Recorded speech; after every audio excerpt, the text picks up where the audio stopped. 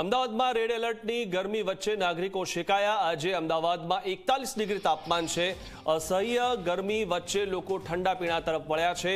લોકો કરી રહ્યા છે લસ્સી, આઈસ્ક્રીમ અને જ્યુસનું સેવન।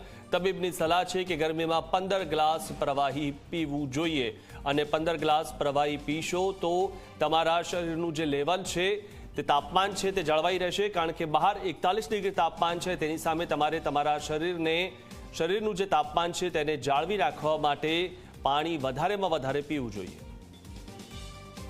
રાજ્યમાં અમદાવાદ સહિત આજે 9 જિલ્લામાં રેડ એલર્ટ આપવામાં આવ્યું છે।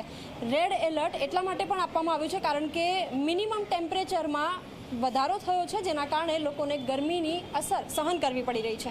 માર્ચ મહિનો જ છે, પરંતુ તેમ છતાં પહેલાંથી જ ગરમી જે રીતે વધી રહી છે, સામાન્ય રીતે આ સિઝનમાં અમદાવાદના તાપમાનની વાત કરીએ તો 35 ડિગ્રી આસપાસ રહેવું જોઈએ સામાન્ય તાપમાન છે, પરંતુ તેની સામે અત્યારે 41 ડિગ્રી તાપમાન આજે અમદાવાદ શહેરમાં નોંધાઈ રહ્યું છે।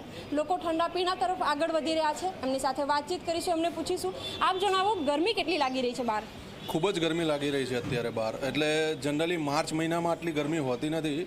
હમણાં 3-4 દિવસ પહેલાં તો બપોરે અને સવારે એકદમ ઠંડી લાગતી હતી અને અચાનક જ ગરમીનો માહોલ થઈ ગયો છે। બિલકુલ, લોકો ઠંડા પીણા તરફ આગળ વધી રહ્યા છે। એમની સાથે પણ વાતચીત કરીશું। આપ જણાવો, કોલેજથી છૂટ્યા છો? હા। કેટલી ગરમી લાગે છે? ગરમી તો બહુ જ પડે છે। હજુ ગરમી પડી નથી, હજી તો પડશે બહુ વધારે। હજી શરૂઆત ઉનાળાની છે તો બી બહુ પડી રહી છે। બિલકુલ, માર્ચ મહિનો હજી તો શરૂઆત અને મે મહિનો બી હજી આવવાનો બાકી છે। શું કલ્પના કરી રહ્યા છો? આ ગરમીમાં સહન બહુ અઘરું છે કરવું અત્યારે અહીંયા આ ગરમીમાં તો।